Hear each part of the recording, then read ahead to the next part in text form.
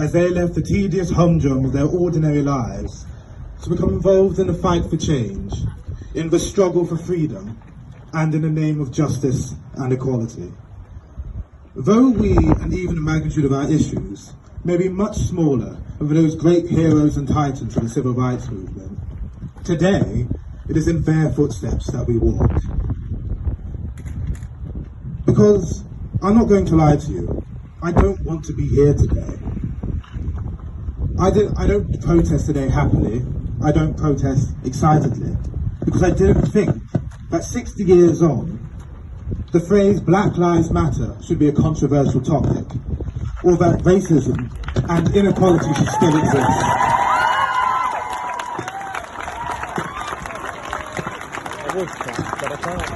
I don't know about you, but I'd much rather be doing something else. I didn't think these things still existed.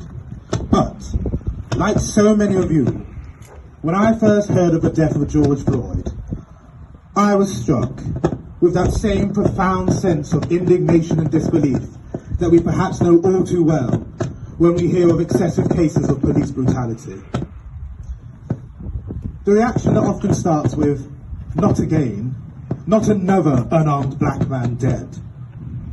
And yet we see the same scenes, the same scenarios, the same outcomes, time and time again. A vicious circle of self-perpetuating fear and mistrust, of anger and aggravation, of pain and inconsolable loss. That same vicious circle has brought us here to today. Will we say together with one voice, we are sick and tired of being sick and tired. Will we say enough is enough? Because now more than ever is the time for a change. Now is the time for our generation to pick up the torch of freedom and justice that was left by those that went before us. From what we know, George Floyd was a man, not a black man, but a man, who struggled as so many people do to turn his life around after his run-ins with the law.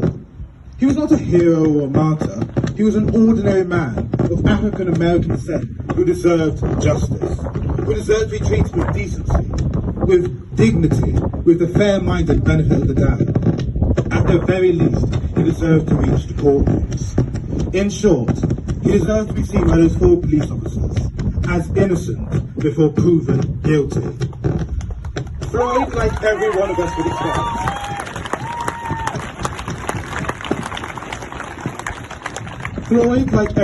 would expect, did not deserve special treatment or special privileges. He deserved to be treated like any other person about to be arrested by the police. He deserved a show of humanity. On that day, those 4 police officers took the law into their own hands, and through excessive force and a flight from their senses, they shamed and stole the dignity, not only from George Floyd, not only from people of colour, but from every well-meaning police officer across the world. I'm going to be honest, and I say,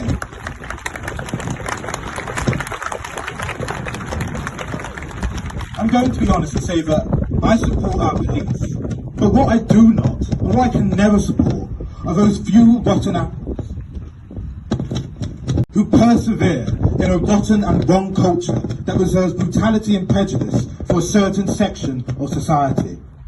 Our police are there to keep us safe, but just as we condemn Derek Chauvin for using ignorance and prejudice about black men towards Floyd, so must we ensure that we don't prejudicially and ignorantly condemn all police because of the cruel actions of a rotten few.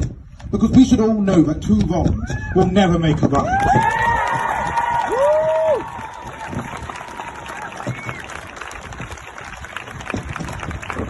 We too must not take flight from our senses. It was Gandhi who said, "An eye for an eye, and the whole world goes blind."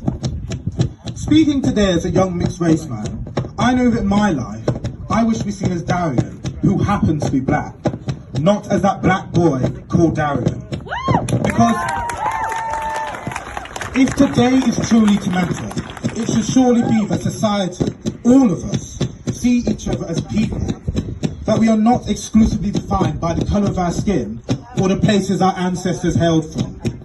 It saddens me that nearly 6 decades on, I feel a need to repeat Martin Luther King's words from his famous I Have a Dream speech, that we view each other based on the content of our character, not on the colour of our skin.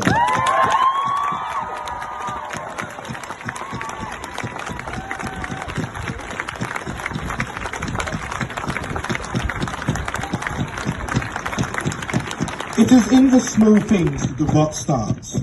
It is in the overuse by people of colour of the N-word, as if it could ever be a term of endearment, when we should all by now know that it was only ever meant as a term of supremacy, abuse and disempowerment. A foul word that was the last thing to be heard as blacks were lynched and suffocated to death in the deep south of the USA. The rot starts when race is used as a form of everyday comedy or tasteless humour, when we feed on that which separates us. The rot starts in the glorification of violence, gangs and hateful music, rather than the glorification of a decent education and a well-meaning career. It starts with the rot of substance misuse and alcoholism becoming a way of life. We should know that true liberation, true freedom, starts from within, starts with the person you see in the mirror. Success and opportunity can never be handed down as a gift, but earned and worked for. It's not glamorous, but with education, tolerance, self-respect and hard work, then we as a people can open up the path of success and equality.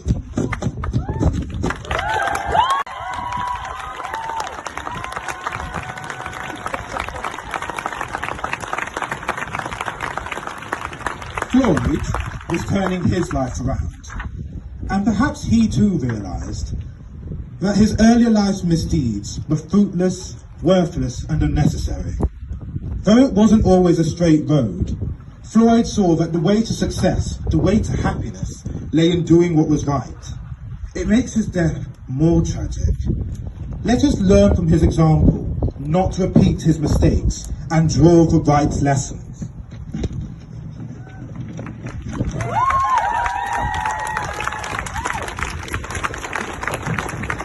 If anyone here today seriously believes that the answer to his death and to his life is to spread more division, more hate, more blame, I say think of what George Floyd left behind.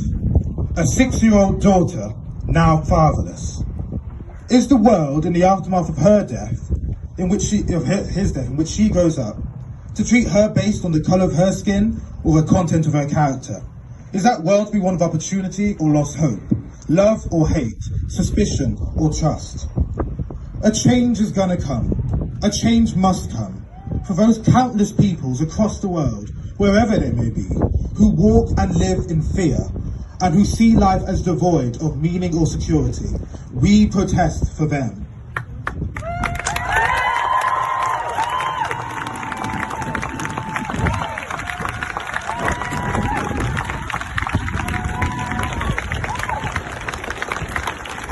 Here in the UK, we know that there is still much more work to be done.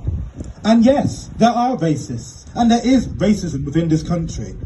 But I refuse to believe that the UK itself is a racist country. It is clearly evident from here today.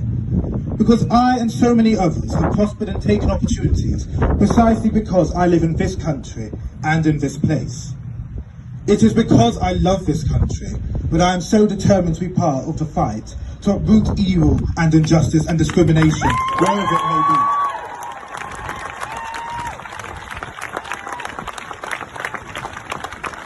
In these coronavirus times, this renewed sense of community spirit inspires me to hope that this realisation worldwide that there is so much more that unites us than that which divides us will lead us all to be more vigilant, more aware, more emboldened, to call out those injustices or wrongs which affect our neighbours, our friends, our fellow humans, whatever the skin colour or nationality may be. I, for one, am sick and tired of division and confrontation. I hope for a day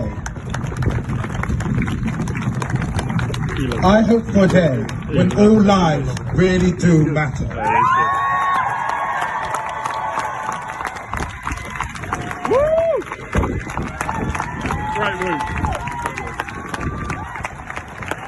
The very essence of Black Lives Matter is not because black lives only matter, or because black lives matter most, but because to so many around the world, there is a feeling that certain inequalities persist, that the world is perhaps biased against them, that the forces of law and order are not on their side. And from that, they believe that their life is worthless. Today, we proclaim that Martin Luther King's dream is not a dusty, long-lost hope, but an inspiration that we in the world of today will strive to make into the world of tomorrow. In doing this, our anger will not be futile. When we proclaim no justice, no peace, we aren't issuing threats, we are issuing prophecies. Prophecies that until there is justice, until there is equality, until there is freedom, then peace shall never reign. Because peace can only triumph when there is no longer fear and no longer mistrust. It's not just peace in our life and in our own time, but peace of mind, which we all deserve to have. It is through that peace that we may finally begin that hard work to heal the fractures and wounds of history and move forward as one. It cannot be done by violence, by hate, by having a chip on our shoulder. In America, we are seeing anger, but we are also seeing signs of friendship between police and protester. Across the world, we see an uncontainable outbreak of more than sympathy. We see people connecting to those tales of woe and injustice. Now we must think, what signals, what messages we wish to send to anyone, anywhere in the world, and about who and what we are and stand for, and about whether if we allow such miscarriages of justice and abuses of power to prevail, then who can sleep easy or feel safe if such actions are deemed tolerable? Whether it be Minneapolis or Hong Kong, we must be prepared to call out the evil and ugly injustices which dare to show their face.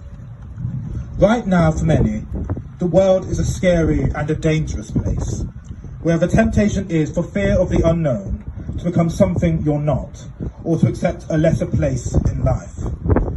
For many, Floyd's death, hot on the heels of Brown and Garner's in 2014, and many others since, has made them cowed, made them walk in fear, made them feel lesser.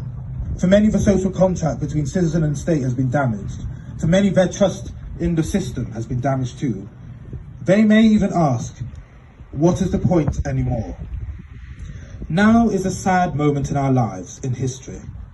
It is normal to feel despair, anger, hopelessness, confusion and pain.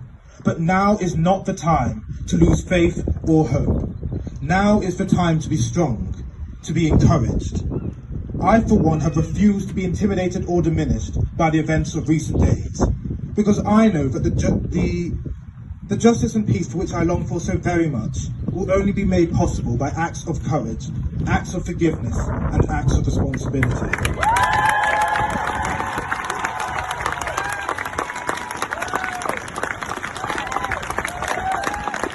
Violence can never be the way. Violence will not bring back Floyd from the dead, and violence will not make our pain any less. This movement is not about revenge.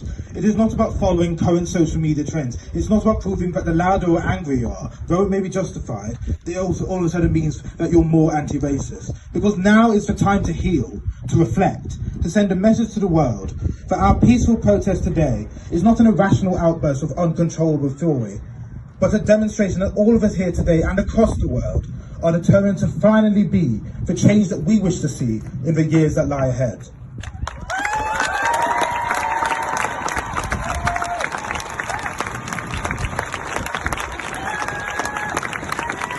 We're here today to prove that our belief in democracy is only stronger as a result, that Floyd's death will not be in vain, that these protests are not the end of the matter, but the beginning of something much more beautiful, much more fruitful, much more positive, much more hopeful.